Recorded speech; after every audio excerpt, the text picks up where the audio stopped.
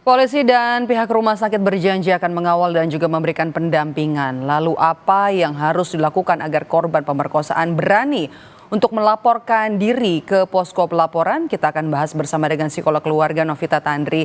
Selamat petang Mbak Novita dengan Maidop.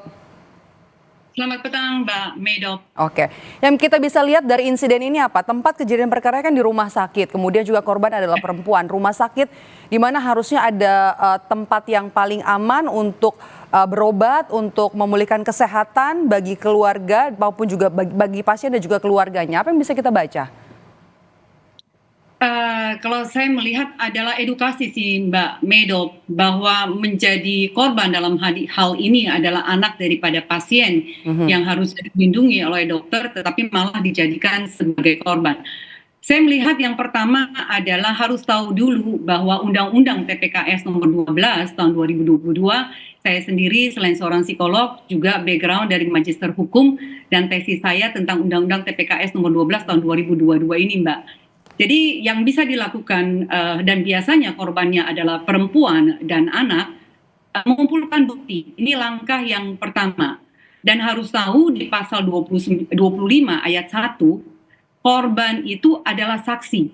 Jadi tanpa harus ada orang lain yang menyaksikan, korban adalah saksi. Ini banyak yang tidak diketahui oleh khalayak ramai bahwa korban itu bisa menjadi saksi sekaligus kalau ada punya bukti secara digital atau dengan visum et repertum, ini juga bisa dilampirkan. Yang kedua biasanya dalam laporan ini ada rasa malu Mbak Maidop yang terjadi karena takut disalahkan dan takut diintimidasi. Dan kalau kita lihat dari kasus ini ada pertanyaan atau statement yang dikeluarkan oleh security daripada rumah sakit HS ini ya di Bandung yang justru seakan-akan memojokkan korban ini. Dan yang ketiga adalah tidak percaya Mbak dengan sistem yang nantinya akan membela mereka, korban dalam hal ini. Nah, dengan mengetahui bahwa hak daripada korban dengan adanya Undang-Undang TPKS nomor 12 2022 ini, saya yakin ini kalau disosialisasikan dengan lebih baik lagi, korban walaupun yang sudah lama kasus kejadiannya sangat bisa diungkapkan kembali kalau mereka bisa menyimpan salah satu bukti yang pernah ada, gitu ya.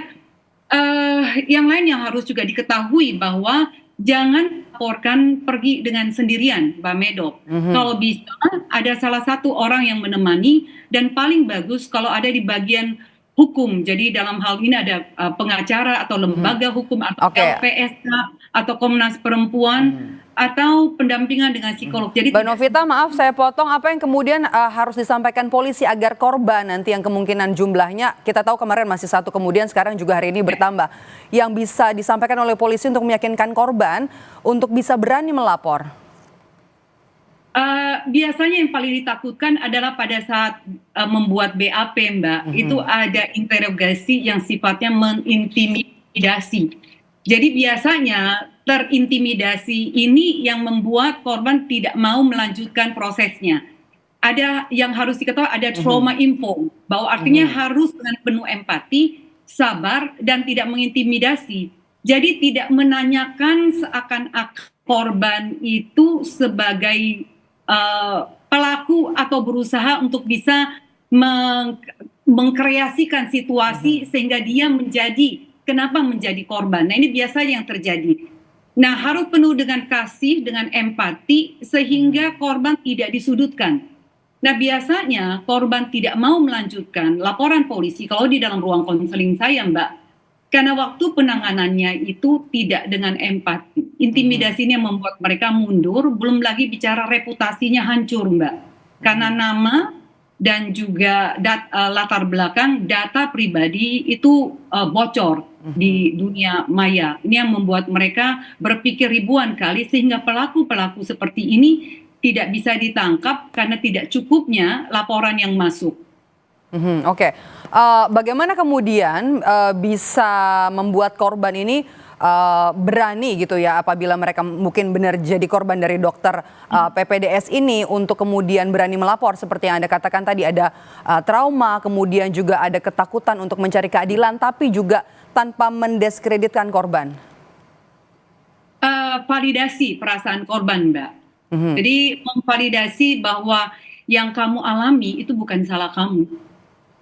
Karena biasanya akan muncul pertanyaan, kamu sih kok kenapa pakai bajunya yang terbuka? Kamu sih karena pakai rok. Kamu sih menggoda.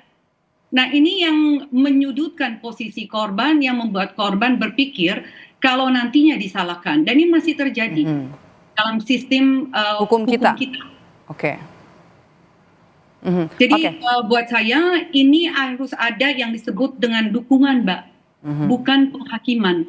Sehingga korban tahu bahwa ini hak dia untuk didampingi, hak dia untuk melapor, hak dia untuk mendapatkan keadilan hukum, perlindungan hukum, dan kepastian hukum.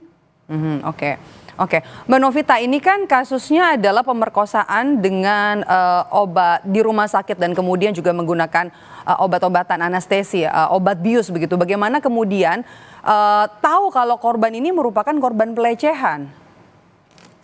Dan prosesnya juga mungkin itu sudah berlalu waktunya dalam beberapa waktu lalu. Ini juga harus ketahui sebagai korbannya bahwa harus mengumpulkan barang bukti, Mbak. Dan salah satu yang paling penting adalah pakaian. Pakaian dalam hal yang dikenakan di saat itu dan simpan bukan di kantong plastik, tetapi di kantong kertas. Ini akan membuat bukti daripada nantinya pada saat visum et repertum ini menjadi salah satu bukti yang paling baik sekali. Lalu yang kedua, jangan lebih dari 72 jam. Oke. Baik, terima kasih sudah bergabung bersama kami. Psikolog keluarga Novita Tandri sudah bergabung bersama kami di Kompas Petang. Sehat selalu Mbak Novita.